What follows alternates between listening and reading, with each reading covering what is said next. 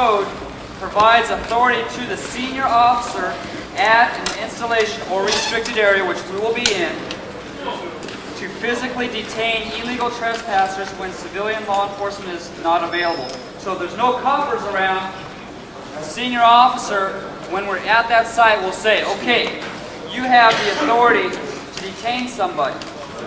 The dispersal order using a loudspeaker or public address system when available. Okay, what that means is the senior person is going to get over a bullhorn or whatever means that he has, and he's going to give everybody a warning. You guys need to leave. It's not a safe area. You need to leave or you will be arrested. Something to that effect. Demonstrators will be given a reasonable time to disperse. Failing to do so then requires the officer in charge to request the local law enforcement to arrest and remove the offender. Okay? Note, reasonable amount of time. Okay, if the officer in charge says, okay, everybody needs to go, you need to leave, okay, don't start grabbing people if they don't automatically get up and double time out. Okay? If they're slow to respond, which they're probably going to be, okay, but if they're still moving, hey, that's reasonable. Okay, let's just go, let's get them going, let's get them moving in the right direction. Okay? The bottom line is, in our area, if we say, okay, you guys need to move, the officer in charge announces over the bullhorn, we still got people who don't want to move, we call the local cops to come in, they say, hey, too dangerous, we're not going to go in, or hey, you guys need to take care of it, then we're going to come out, and we already have people picked up to do this, to move the people out. Okay, you've probably seen it on TV where they come across like this, they start moving a wall. Okay, that's when we're going to do that. I want to emphasize again, we are going to use the minimal force necessary.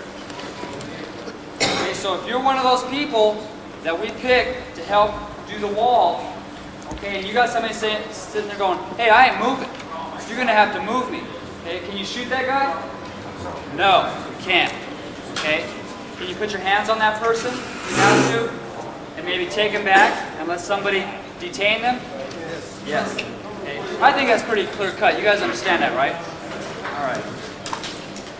Okay, the rules of engagement for the use of deadly force.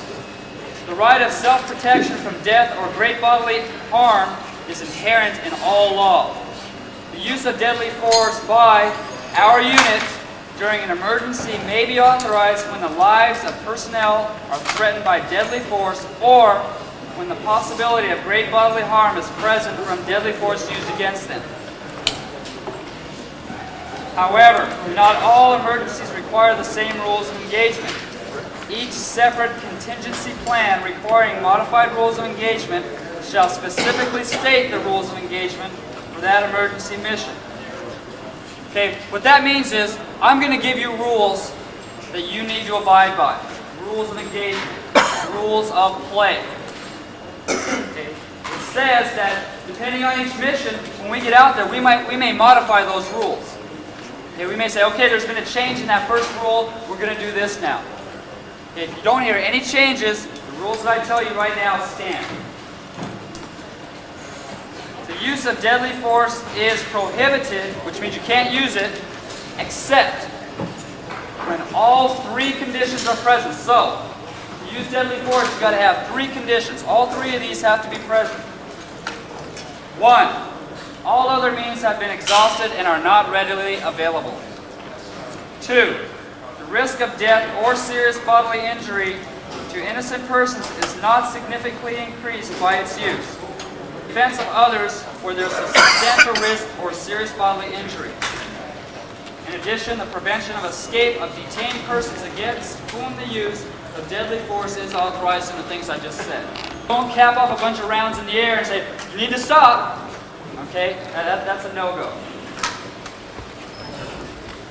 Firearms will be employed with great selectivity and precision against a particular threat. So, for example, let's say we're all out there, we're locked and loaded, and this is it. This is time for us to earn our money. And all of a sudden, we're getting sniper fire from a tower up there. Okay, don't everybody be turning around and busting caps on them. Okay, okay. We have a particular plan to do that. Okay, don't just start shooting at something you think is a threat. It's that far away. You guys understand that? You're judging at that time. That's why you're a professional. Okay. Okay? If somebody's within 10 feet of you and they're coming at you with a knife, and you're locked and loaded, you don't have time to say, "Excuse me, sir, can you wait a minute while I take out my chemical weapons?" Okay? And I understand that. Okay? But when at all possible, use the minimal amount of force necessary.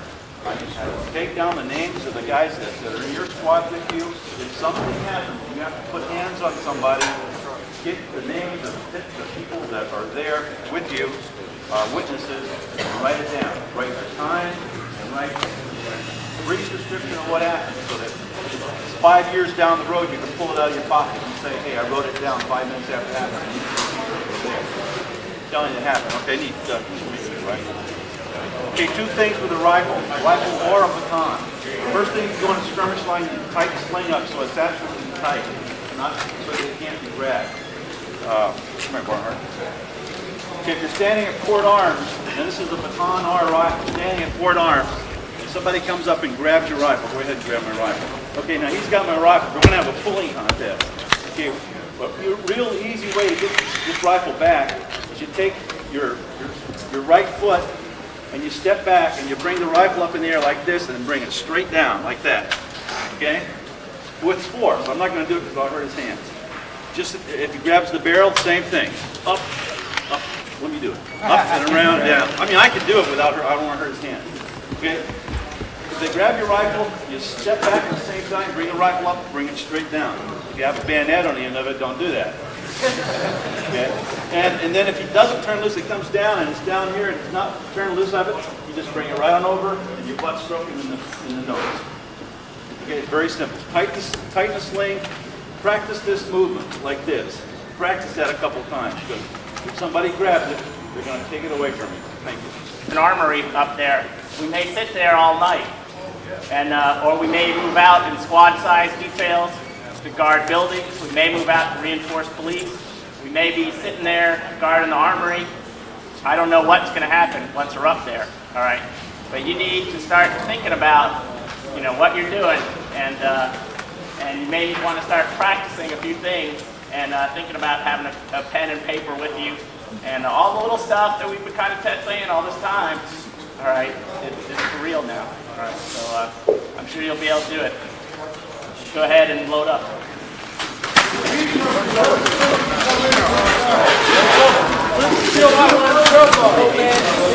B company formation outside.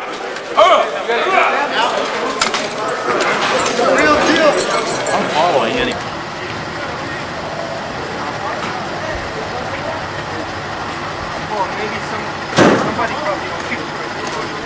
Hi. All right. You guys on state active duty and will be forming a civil defense type mission. You will be paid at your current military grade, with the minimum pay being that of an E5 with under 2. Emergency duty can be dangerous. Guardsmen have been killed and seriously injured during emergency operations. Therefore, observe all safety precautions, drive carefully, and always be aware of operational conditions. Possession and use of alcohol or drugs is absolutely forbidden during emergency operations. Keep track of your property, other people's property, and this unit's property. I will now explain movement details and convoy procedures. At one point this morning, 36 fires were burning with no crews available to fight them. Residents in the area are having a tough time. Lorraine, it was an unbelievable night. I arrived in Los Angeles about 8:30 last evening with my crew, Charles Landon and Colleen Murphy. Miles away from South Central Los Angeles, from the Harbor Freeway, we could see the night of violence gaining dangerous momentum. It was an incredible sight. Now, this is just off Manchester, off Highway 110, an entire city block in flames. This was an area where no firefighters or police could come in to get. We stayed in our car and kept moving. People were in small groups carrying clubs, and we just felt for our own personal safety that was the best thing to do.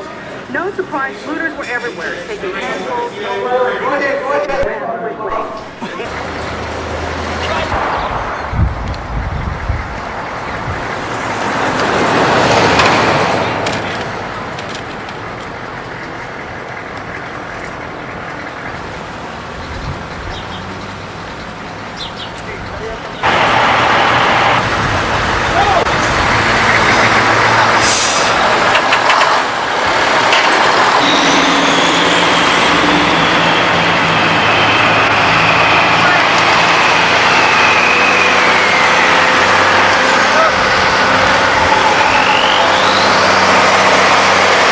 The entire city of Los Angeles and part of the county will be under a dusk to dawn curfew. Mayor Bradley says the decision was made because the violence has spilled over the boundary closings. And I think we have a list of those somewhere, and it is rather lengthy. Yes, Los Angeles Unified School District has announced that all the schools and most of its offices and centers will be closed tomorrow. LA Unified School District is also closing all adult schools until further notice. Also closed schools in Compton, Linwood, Inglewood, Torrance, Bellflower, Long Beach, Paramount, and in the Palos Verdes Peninsula Unified and Weisburn districts. Cal State Dominguez Hills has canceled classes for the rest of the day. Cal State Northridge has canceled night classes. Cal State LA is closed until Monday. University of West Los Angeles School of Law and Paralegal has canceled classes, and the library there is closed. Pepperdine University's Corporate Point facility in Culver City is canceling classes through the weekend. USC's Health Sciences campus in East LA is open, although some classes have been canceled. All UCLA extension classes are canceled for... Tank has closed at Manhattan Beach, and third tank they have closed with approximately 225 folks. More to follow. Yes, sir. Three tank. Additionally, during the night tonight, there will be 4 missions for 300 each for the LAPD. That will take everything else. The 2185, the numbers haven't changed significantly. No, sir. 2800, and still it's 20,000, 2005 we put on the street. The second tank has 221 people, and you tell me has 225, so that's your next. The third tank ought to have 340. So that's,